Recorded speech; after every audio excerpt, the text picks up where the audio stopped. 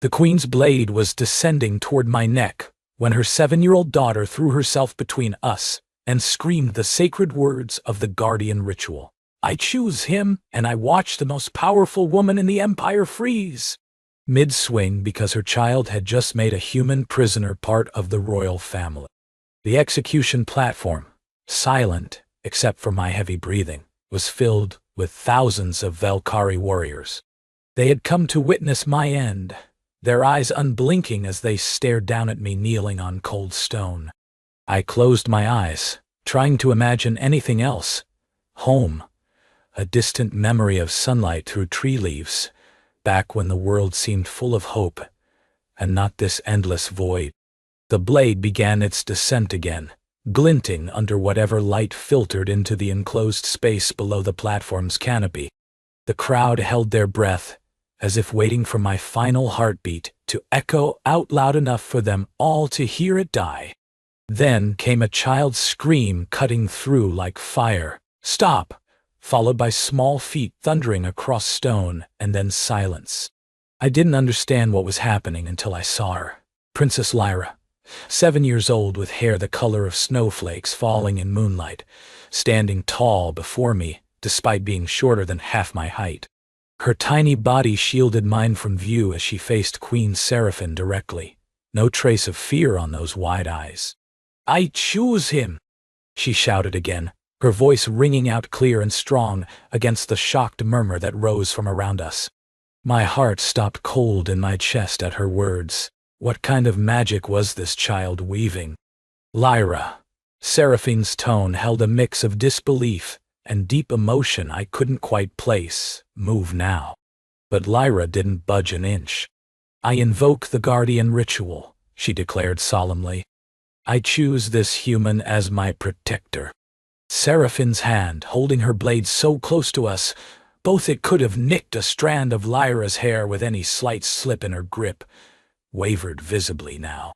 Her eyes flickered between me and her daughter, shock evident on each side. Lyra met her mother's gaze steadily. "I know exactly what I am saying." Turning back towards me, confusion etched into every line of my face, must have been obvious in the light from above, because Lyra reached out a small hand to take hold of mine. "You do not know what you are saying," the queen tried again, but there was no steel left behind those words, only uncertainty that she couldn't hide from anyone who witnessed this moment. The gesture caught us both off guard for different reasons. Hers a simple act of trust and bravery, mine shock at being pulled suddenly so deeply into this alien girl's life. He made me laugh even after all others left. The little princess squeezed my hand tighter, looking up at me with those earnest eyes of hers before turning back towards Seraphine again. "I'm choosing him officially."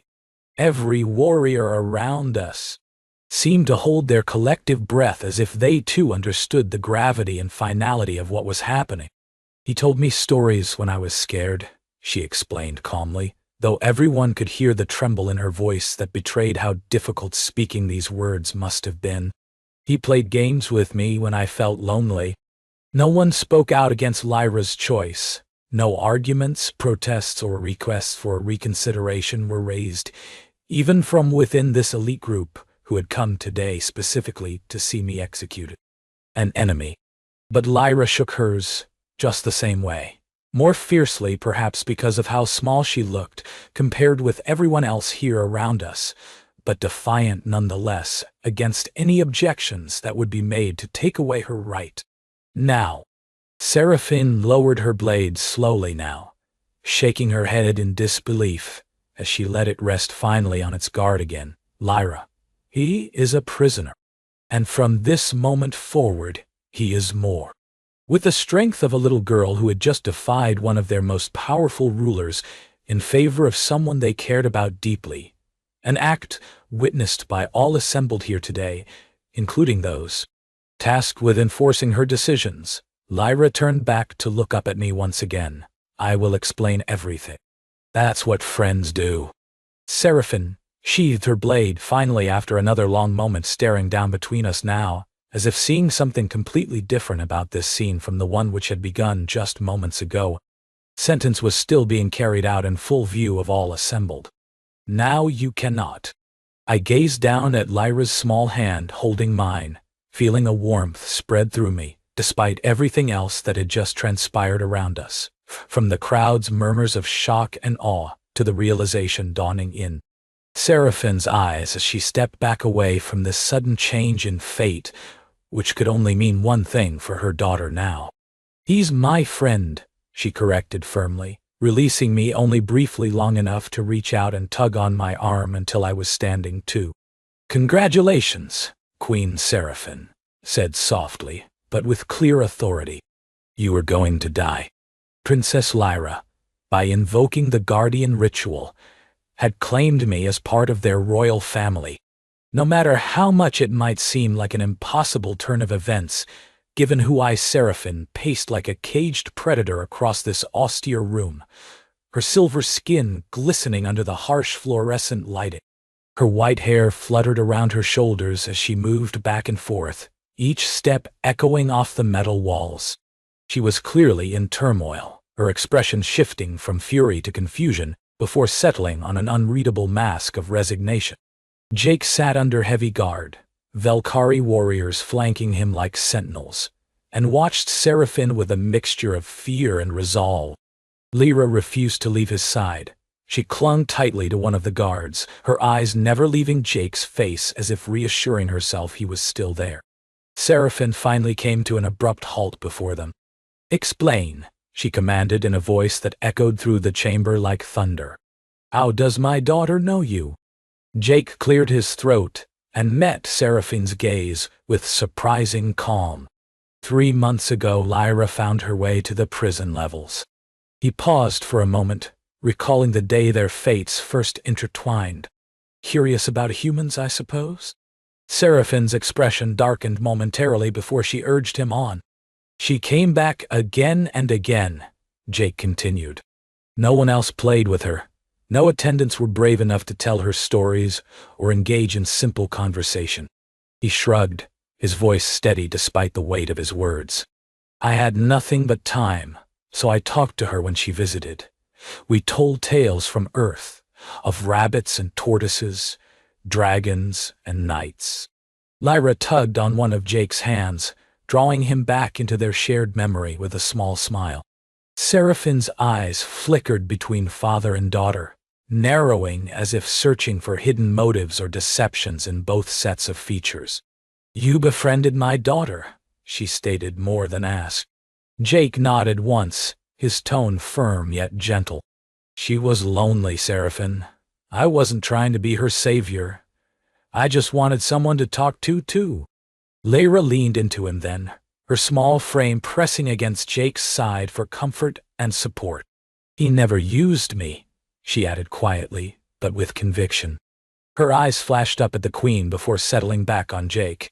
Seraphine turned abruptly towards Lyra, who stood resolutely by Jake's side. "Is this true?" she asked slowly, almost hesitantly now that her initial shock was fading into something more contemplative.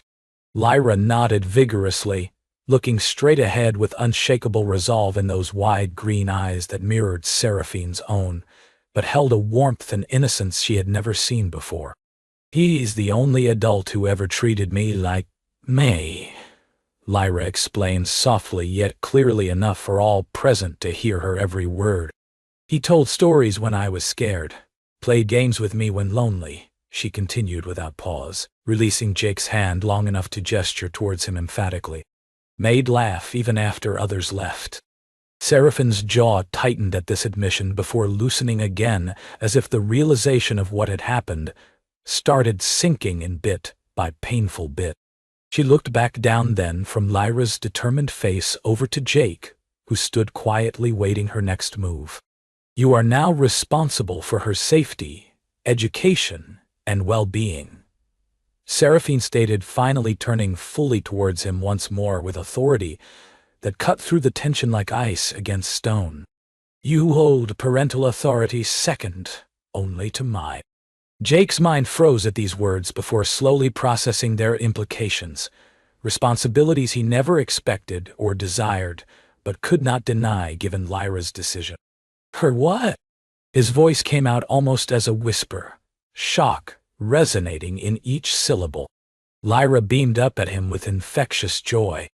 "You are my guardian now, like in the stories." Jake gazed down at this child who had just made him royalty to save his life. He reached for her hand again, squeezing it tightly without breaking eye contact with Seraphine, whose expression held an unreadable mix of emotions: confusion, anger, and something else he couldn't quite place but was slowly recognizing. "Lyra, did you do this just to stop the execution?" Jake asked gently, though his mind raced through every possible consequence her choice might bring them both into now. She shook her head vigorously again with that same unyielding spirit. "I chose because of how I felt," she insisted quietly, almost shyly, as if speaking out in public was already difficult enough even here, amongst their own kind. "You never saw me differently than any other child." Seraphine's expression softened slightly, but only for a moment, before the Queen stepped closer again to where they stood, framed by her guards and Jake's protectors now too. "You are going to die," Seraphine said quietly this time, but with clear authority, as if needing to reassert control over proceedings that seemed out of hand even to herself. "Now you cannot." Jake looked up from Lyra Weeks, past in a blur of adjustments and adaptation for Commander Jake Sullivan, once destined to die at dawn, but now reborn into an unexpected role as guardian to Princess Lyra Valkyrie. His days were filled with rigorous training sessions, lessons in Valkyrie culture and language, and the delicate task of forging a bond between him and Lyra while navigating the intricate politics of the Valkyrie court. The palace was abuzz with whispers whenever Jake appeared alongside Lyra. He had become an unlikely figurehead for rebellion against tradition, a human who dared to challenge their rigid customs by genuinely caring about their young princess, something no one else seemed willing or capable of doing. An imposing figure with sharp eyes and an even sharper tongue, he saw Jake not just as competition for influence over Princess Lyra, but as an interloper who should never have been allowed to touch Valkyrie soil, let alone their royal loyalty. Family. The guards watched him closely as he navigated the grand halls and training grounds, ever vigilant, but also curious. High General Krath was a constant presence in Jake's life since Lyra's declaration.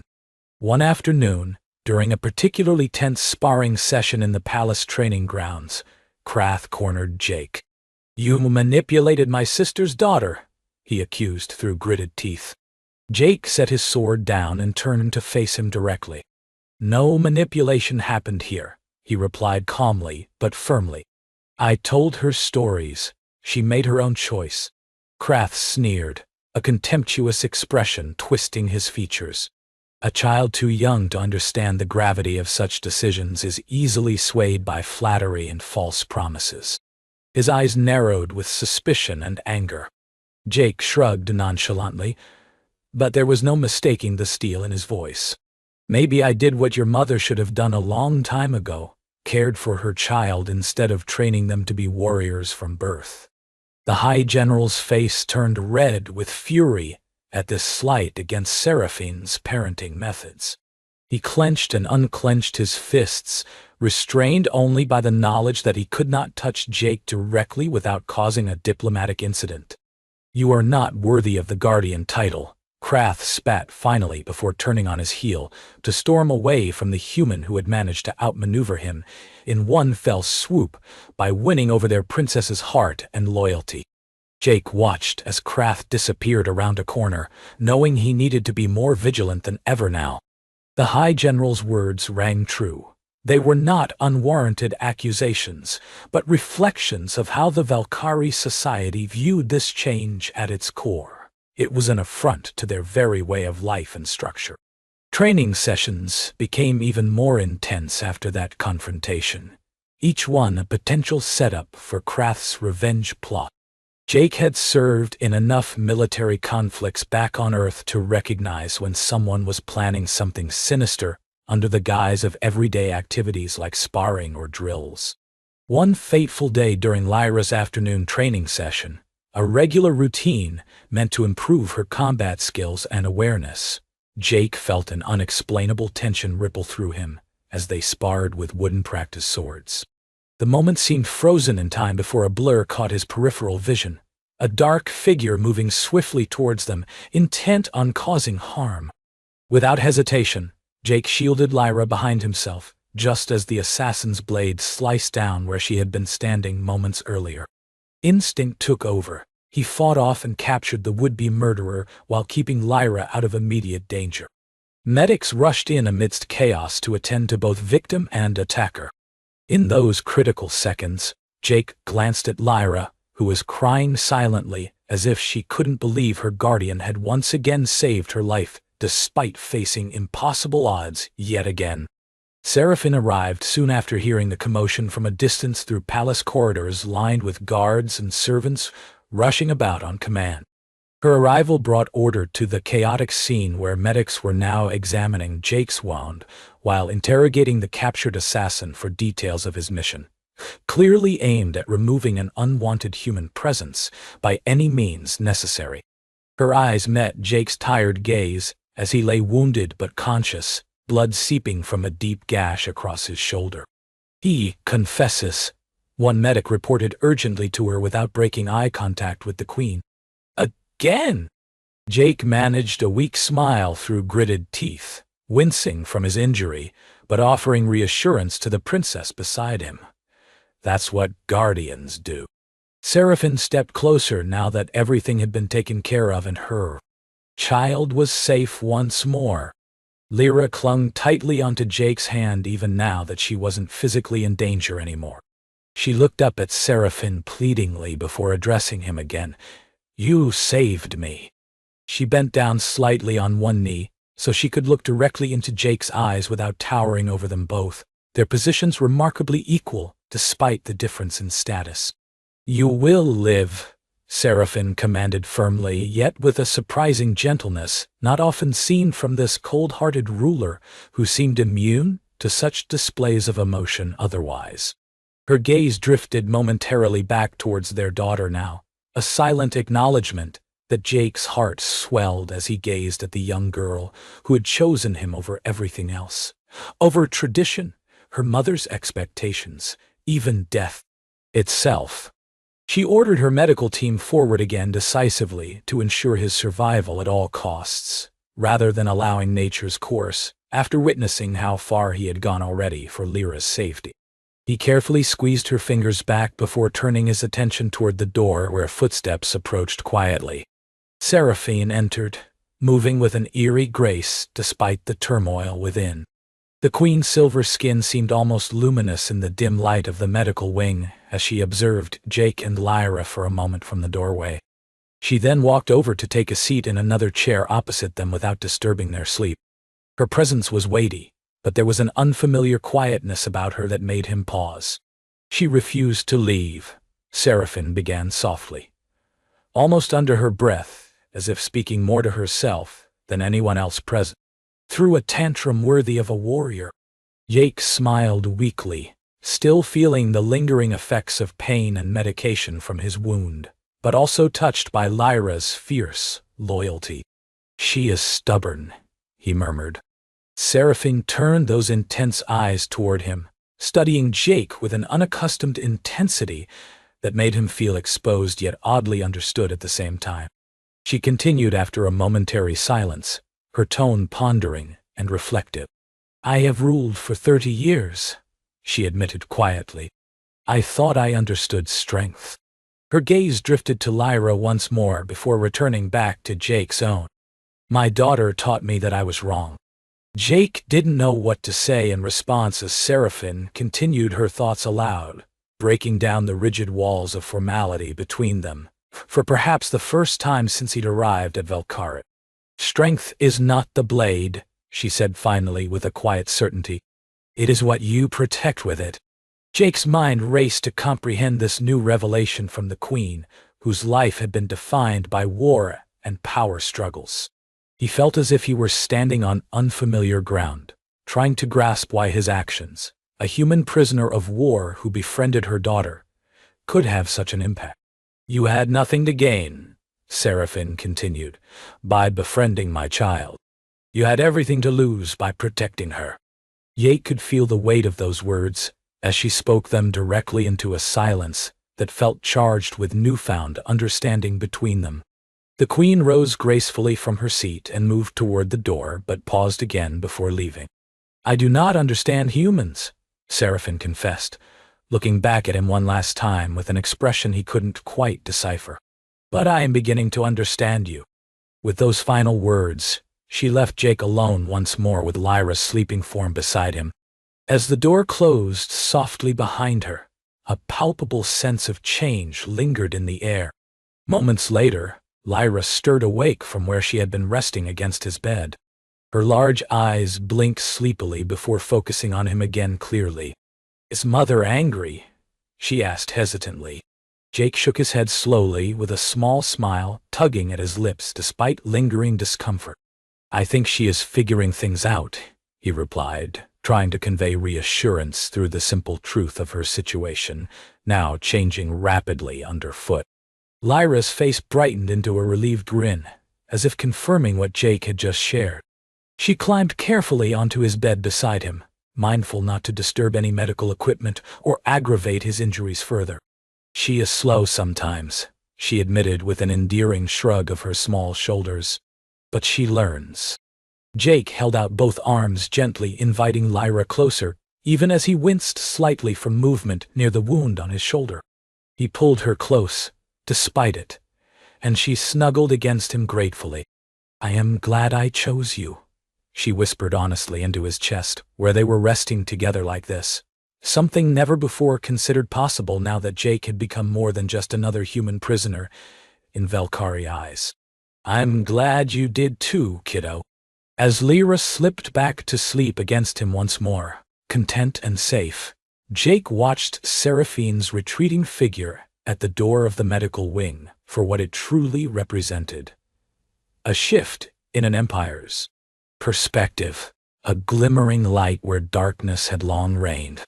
Jake tightened his hold on the little girl who had changed everything. The enemy who was about to die now saw as family those he guarded. And perhaps most importantly of all, a Valkyrie queen started understanding that Jake's story didn't fit into their rigid customs, but carved its own path through compassion and care. Lyra chose well indeed, even if no one expected it. Especially him.